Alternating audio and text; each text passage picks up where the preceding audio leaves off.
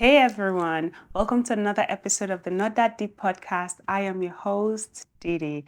It's been a lovely, lovely week. What's the highlights of your week? I am so excited because I have a lot of stuff that I'm planning to introduce to you, starting from our Patreon account, from our YouTube channel. All of the links would be available for downloads and subscriptions. So, guys, this is an avenue. Please, if you haven't subscribed to this YouTube channel, head on over to the link in my bio, click on it, like, share, and follow, okay?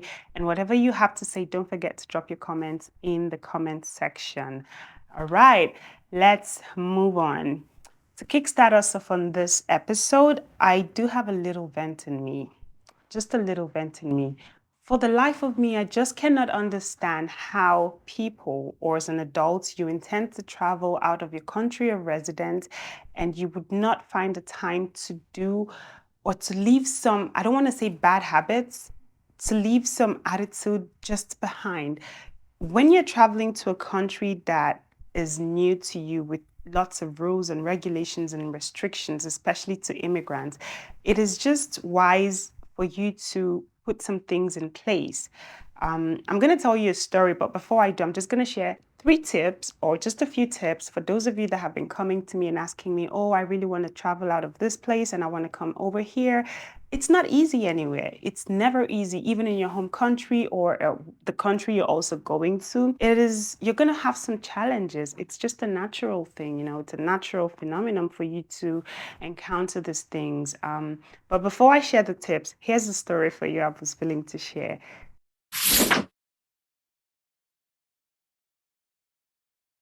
So I was on a call with a friend of mine some days ago, and she shared this story. I kind of found it funny, and it was heartbreaking though. It's about a guy that traveled to the UK about last year, and before he did, he sold all of his properties in his home country. His landed properties, his houses, and whatever business he had, he did away with everything, moved to the UK, saw a girl, fell in love, and they started dating. And in the course of their dating, in less than, a few months, of course, the love was still fresh and they were just having fun. He was in a bit of a jam because he wasn't working at the time, and she wanted to help him, or she was like, oh, I'm going to help you sort it out. And he asked for a couple of thousands. She couldn't afford it. She ended up taking the money off a parent's credit card. And when they found out, it was a hailstorm. They eventually called the police, and they found out a couple of backstories about the guy and how he has been, molesting, not molesting per se, but trying to get involved with minors and all of that. But when the police got involved and did an investigation started, he was eventually arrested because she was barely an adult. She was a minor. She was just 16. And he claimed ignorance. He said he didn't know she was a minor and he just thought because she looked big, or she claimed she lied about her age to him, that she was supposed to be an adult, but it turned out to be she was a minor. So the police got involved. They arrested him for allegedly SAing a minor and theft. He was later arrested and deported. He went back to his home country and was literally begging from hand to mouth to feed. So hearing stories like this just makes my heart break and makes me wonder why things like this happen. And I did my own personal observation and just, from stories and I've seen online and heard, people don't tend to make proper research. People don't tend to, put their foot down and leave this past habits and attitudes behind. So, but here are 3 tips for those of you that have been coming to ask me, what can I do? What should I do? I want to travel. I want to do this. What's your piece of advice? I really don't have much to say for you. I just have one, do your research. Always do your research. This is very important. Ask questions. Always ask questions about before you take this leap, before you move, before you take this huge decision. Always ask questions. Don't just take the words of your agent or words of mouth or the things you see on the internet. Do your research about the province where you're headed, the job market, the healthcare systems, cost of living, and most importantly, finance? How are you going to support yourself when you move over? Make your research about the culture, the society, immigration policies, lifestyle. All of these would help you have an easy transition into your new place or into your new home of abroad. And yeah, it would help you just try to protect your mental health.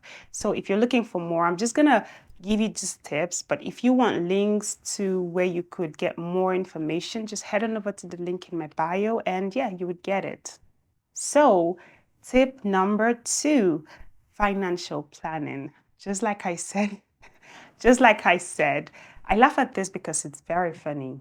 Oftentimes people go to so many lengths to borrow money from the bank, from money sharks, just to travel to a place where they don't even know if it's going to favor them because of poor market research.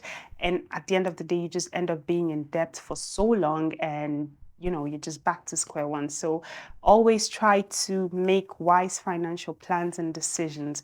Consider a lot of factors and try to protect your mental health. There is no competition anywhere. If you don't leave this year, you can leave whenever you have um, the capability, to do so, because adjustments, honestly, it's not easy.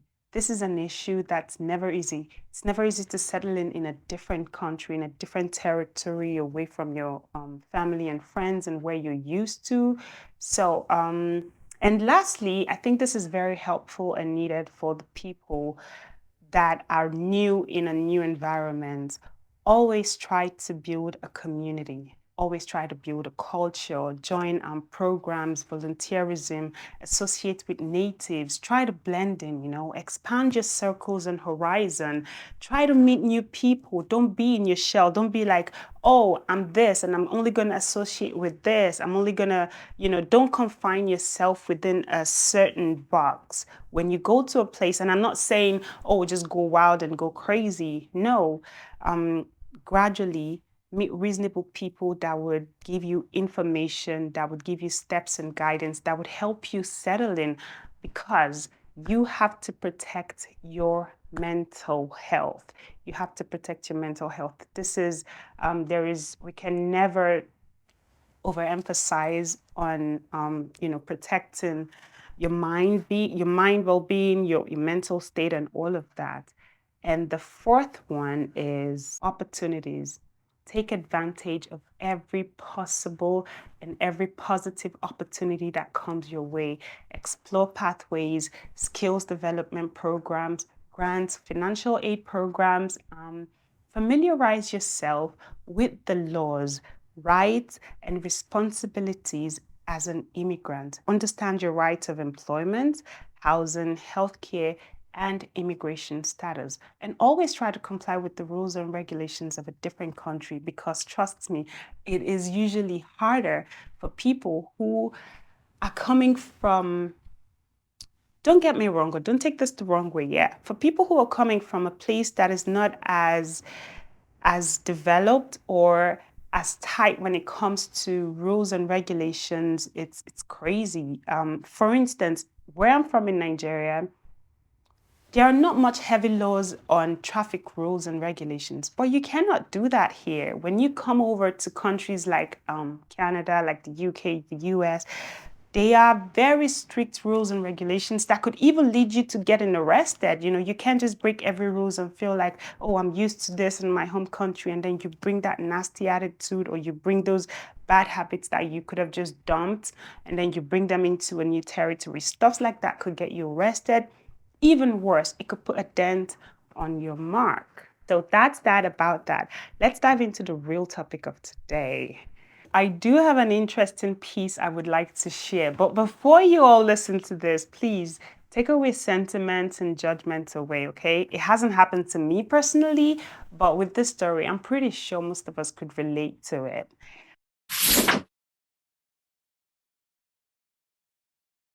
Here goes. My friend Angie and I met a guy at the same party. He happens to be our type. While Angie flirted from across the room, I did my thing. We bonded. A month later, Walt told me he was taking Angie on a date, but it was nothing serious.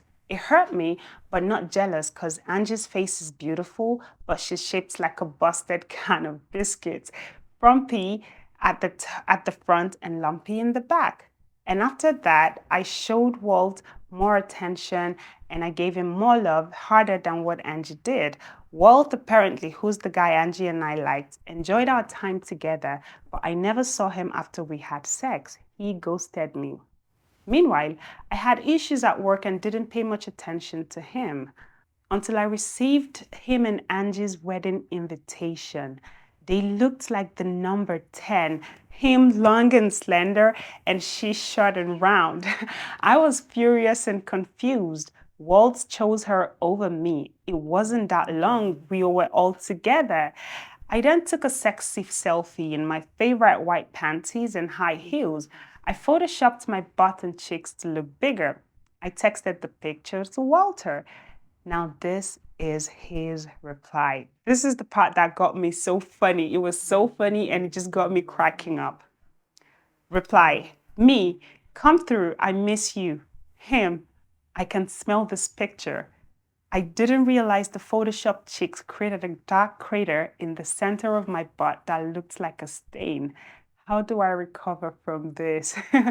It's so embarrassing, especially for women. I just don't get it. Why do women do this? Why do women, you see that your friend is having a crush on someone, and then for some reason, guys, I know it's a mixed culture and the dating pool's ruined lately, and this is why. Obviously, if your friend likes a guy, I would be happy, though it's gonna hurt though. But if my friend happens to, eventually end up with an ex or an acquaintance or a friend, naturally I would put my jealousy aside, my sentiment and my feelings, and I would genuinely be happy about it. But it is what it is. Some people just don't know how to take the L. Some people just don't know how to deal with loss. But yeah, let me know what you think about it in the comments section. And taking a break, guys, I would like to specially invite each and every one of you. If you're on here and you've stuck with us for this long, I really appreciate you. And I would just say, if you're watching and you haven't subscribed or you haven't liked this video, please, please, please, it would mean the world to me. Just head on over to the link in the bio. Just click that like button, click the follow button, click the share button, and don't forget to drop your comments down below. Now let's move on.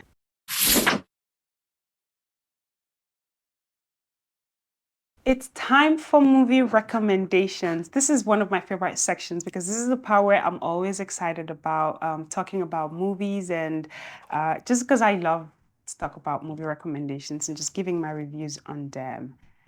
Lately, I've just been into animes. After I saw the last Avatar, the one that just came out, it just kind of gave me the feeling of going back into my anime world because I used to be a big fan of anime while I was younger.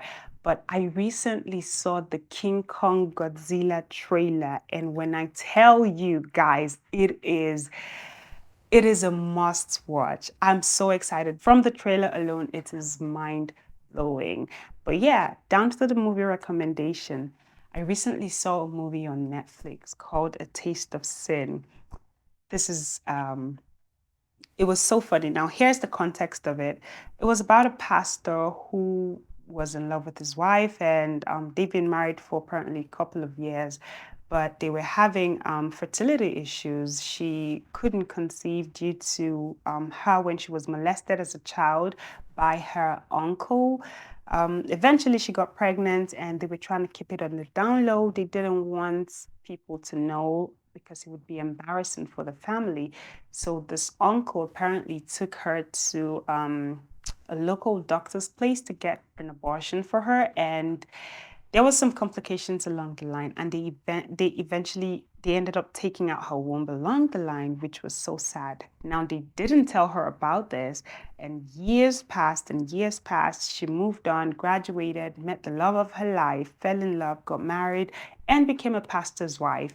And they've been praying, and the husband, who's the actual man of God, was going around doing miracles, praying for people to conceive, and she was beginning to be like the laughing stock of town, if I could say that. They decided to go do a test, and it turned out she had the problem. So, she was all heartbroken and all of that. One thing led to the other.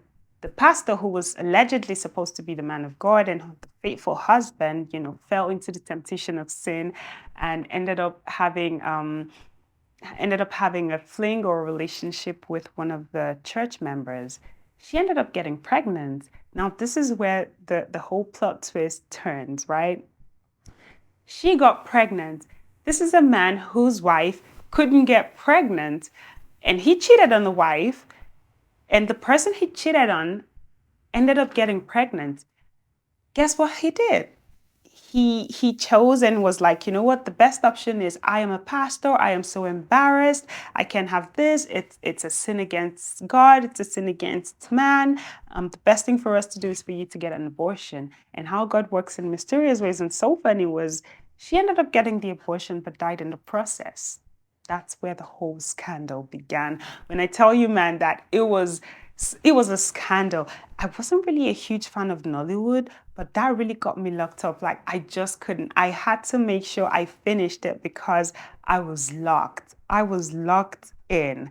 Now, eventually, when she died, he became remorseful and repented. The wife stayed with him, by the way. Did I tell you? She stayed with him through all of this. Now, that is a kind of love that is real, but very hard to come by, especially with the whole narrative of love and situation in our modern day society. It is hard for you to see a woman whose husband cheated on her, impregnated another woman. The woman died due to the complications from the abortion that they did behind closed doors, and she's still stuck with him. That kind of made me want to question. I don't even think that's real anymore. It's very difficult, and I'm not saying those kind of love don't exist. They do, but it would do take a lot of work. And what got me talking about this was, yes, it did have a good ending at the end of the day. Everything worked out well. He was later accepted back into church. He rekindled his love with his wife. He became a member of society. He asked for forgiveness, and apparently he got the washing of sins away. He became a man of God, was doing miracles, and everything was all nice and rosy. What got me questioning the whole thing was, how was it so easy for them to just pull through? Usually there would be some sort of a break, an emotional thing. They never went for counseling, therapy. It just happened. And that just made me wonder, is this just based off of movie? Do we just see this kind of love in movies, or do they actually exist? Do we actually have those kind of love that, regardless of the situation, you're still going to be willing to stick with your partner? It's very easy for people to break up. I promise you, the things I see on the internet is wild. People break up over very minor things. You would see a couple being married for 20 years and then they'll be like, oh, I'm filing for divorce. And I'm like, what's so bad you can't work out in 20 years? And I'm not saying except it's abuse, domestic violence, your life being at risk. Yes. But this begs the question, what is that thing that would make you call it quits, regardless of how long or how far it's been in a marriage, in your relationship, in whatever? And is there anything that would make you leave your partner, or would make you stick by him?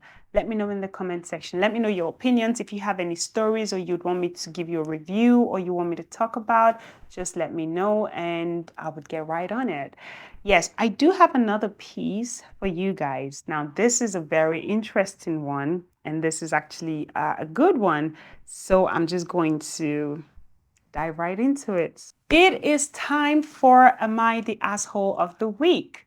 Now, this is from a young lady. She's asking, am I being difficult, or are we simply incompatible? Let's find out. So here goes. I've been seeing this guy for a little over a month. He's very nice, a gentleman, no red flags. The sex is decent and satisfying, and it's nice to have a partner to do these things with. But he says annoying things sometimes. For example, I'll send him some funny reels and he'll respond with clever commentary. I can't fake laugh, or I'll say something and somehow he'll misunderstand it. Of all the possible interpretations, he'll choose one that's farthest from the one I meant. A lot of explaining and communication is required for us. So, for sure, he's very observant and intelligent.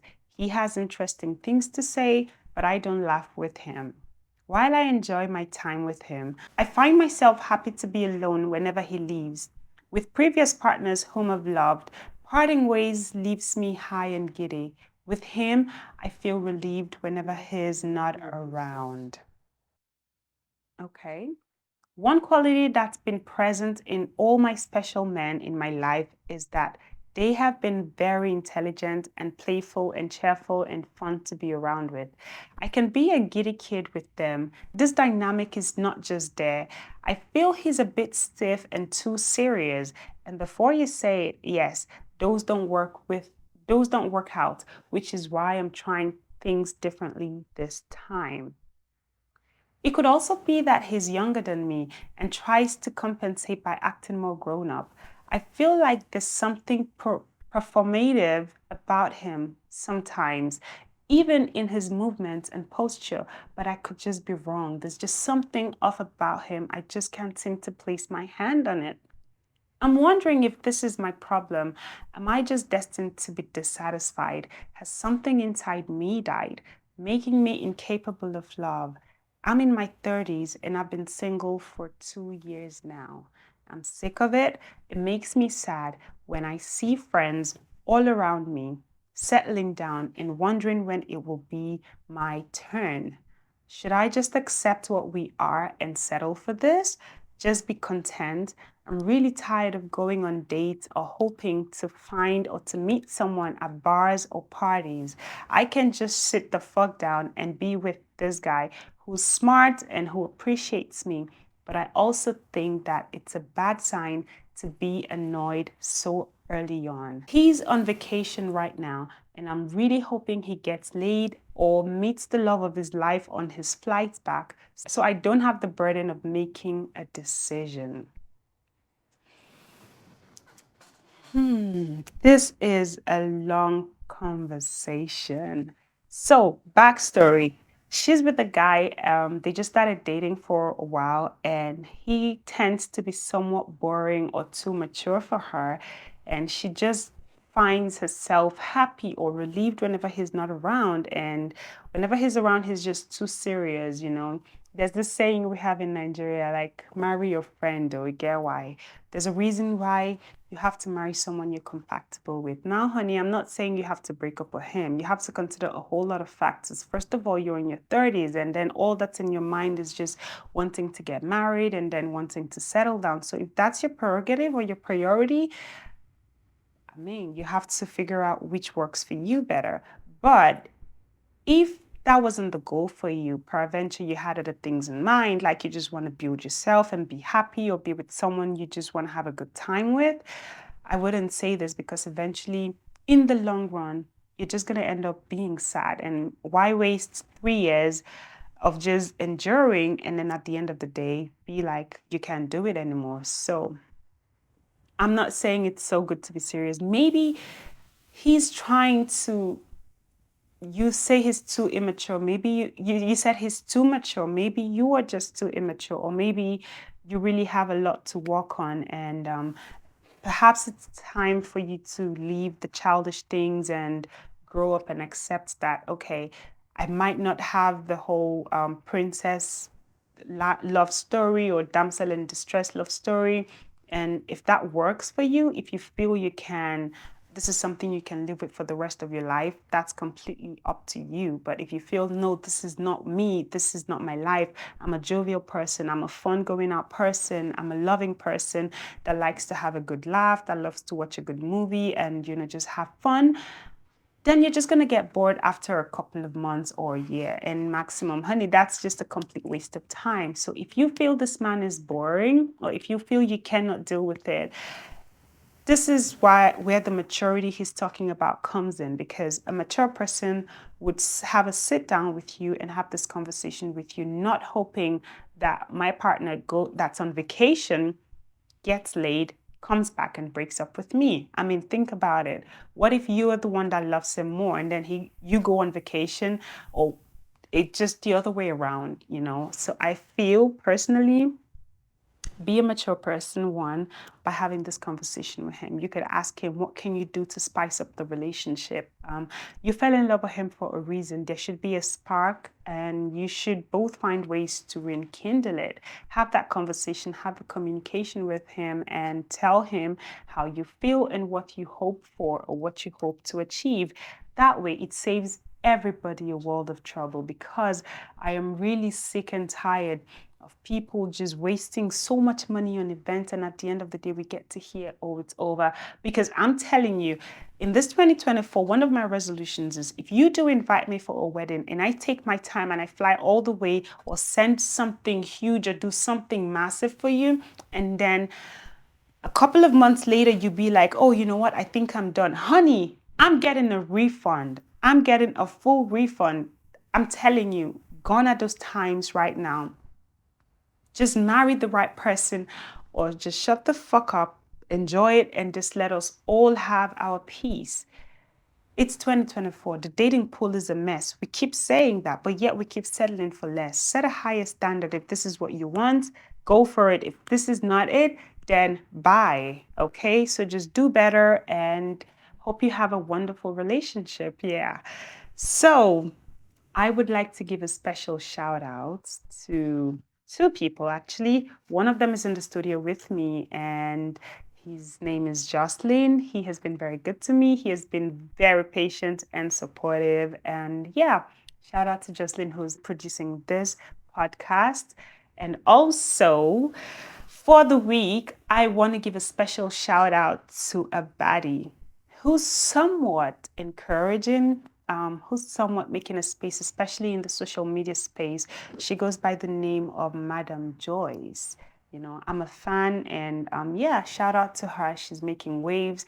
She started grinding over a little over a year ago, and yeah, she has made quite a lot of progress. I hope to get there, and I hope to meet her someday, because, you know, she seems like she's that kind of a baddie that just has that attitude, that has that, she has a good sense of humor, and she can also be like, you know, a bitch. But yeah, in all, Madam Joy, shout out to you, shout out to your content, keep making us proud, and yeah, just keep being you, keep soaring higher, and keep flying. So, I think that's it on today's episode. Every episode, sorry, don't forget, new episodes drop every Monday. So if you want to be the first to see it, just turn on your bell notifications and follow us, like, share, and subscribe. See you on the next episode.